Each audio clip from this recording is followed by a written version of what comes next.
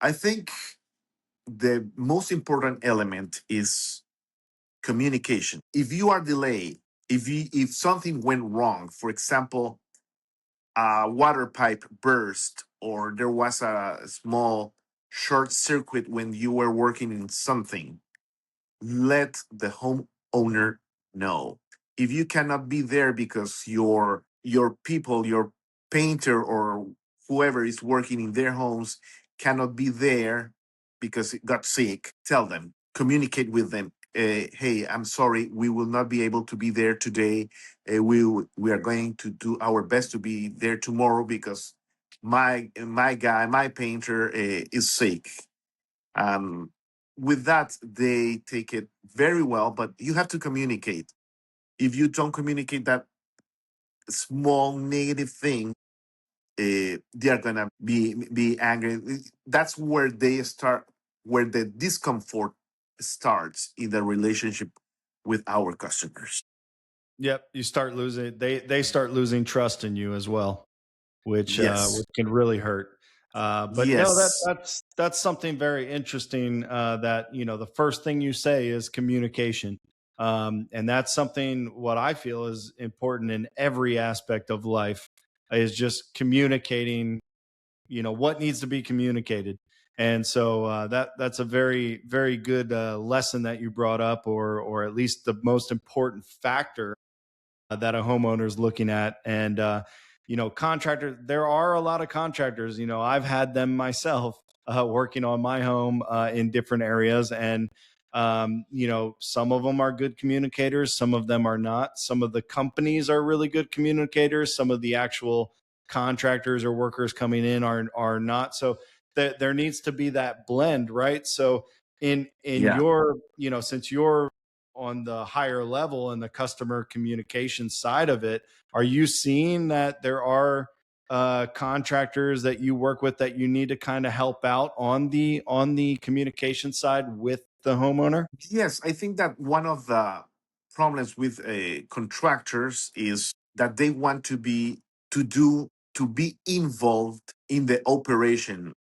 each day. They want to paint also. They want to paint with their painters as well. So they are going to be uh, too busy to communicate, to coordinate, to leader the group, and everything else. So uh, I think that everything starts with the definition of who are you in your company. Uh, in my business cards, I have my title in business cards is sales, but really what I should put there, or how I should be defined there in my business cards, should be a problem solver. Byron Solorzano, problem solver. Yep. Because that's what I have to do. That's what they are looking for. And that's how I define myself to solve the problems of my customer. And that's where I work each day. I am not involved anymore. At the beginning, I was. But then I decided to forbid myself to be involved in the operation. No, I will not be painting. I will not be hanging pictures. I will not be doing anything like that. I take measurements, I make estimates, I have the relationship with my customer, and I solve their problems. And that's my priority. And that's why we have transmitted to our customers uh, that we are reliable for them. That's good. Well, every business owner is, especially solving problems, whether it's in their business or with the customers or for their service. One thing that I like that you've done is it sounds to me like you've put in the processes in place that allow you guys to be successful.